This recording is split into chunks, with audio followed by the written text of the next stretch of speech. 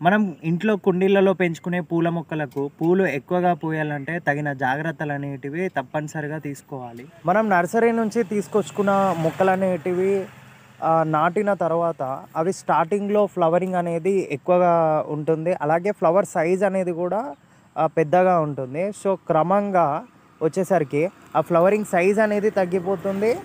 ఆ చెట్టు పువ్వులు పూయడం కూడా క్రమంగా తగ్గిపోతూ ఉంటుంది. మనం మొక్క నాటుకునేటప్పుడు కూడా కుండీలో అడుగు భాగాన కిచెన్ వేస్ట్ అనేది వేయాలి. కూరగాయల వ్యర్థాలు కావండి, పండ్ల వ్యర్థాలు కావండి, ఇది అడుగు భాగాన ఒక లేయర్గా వేసుకోవాలి. దాని తర్వాత మట్టి వేసుకొని ఏదైతే మన పూల మొక్కని మనం కుండీలో నాటుకోవాలి. మొక్క నాటుకున్న తర్వాత ఒక 2 మంత్స్ అనేటివి గ్యాప్ ఇచ్చేసి తర్వాత 1 లీటర్ వాటర్లో ఒక స్పూన్ విnegar యాడ్ చేసి స్ప్రే చేసినట్టయితే మనకి ఫ్లవరింగ్ సైజ్ అనేది ఇంక్రీజ్ అవ్వడం జరుగుతుంది. ఎందుకంటే మనకి వినిగర్ వేయడం ద్వారా సాయిల్‌లో పీహెచ్ లెవెల్ అనేది పెరుగుతుంది.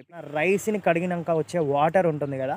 సో, ఆ వాటర్‌ని కూడా మన మొక్కలకి పోయడం ద్వారా మనకి మొక్కలో వేరు వ్యవస్థ అనేది ఎక్కువగా పెరుగుతుంది. అలాగే ఫ్లవరింగ్ మొక్కలకి ఈ వాటర్ గనుక పోసినట్టయితే మనకి పూలనేటివి ఎక్కువగా పూయడం జరుగుతుంది. అలాగే క్రమం తప్పకుండా ఒక 15-20 డేస్‌కొకసారి మనకి వినిగర్ వాటర్ అనేది స్ప్రే చేయాలి. ఇలాంటి జాగ్రత్తలు అలాగే ఇలాంటి చిన్న టిప్స్ తీసుకుంటే గనుక మనకి ఫ్లవరింగ్స్ పూలనేటివి ఎక్కువగా పూయడం జరుగుతుంది.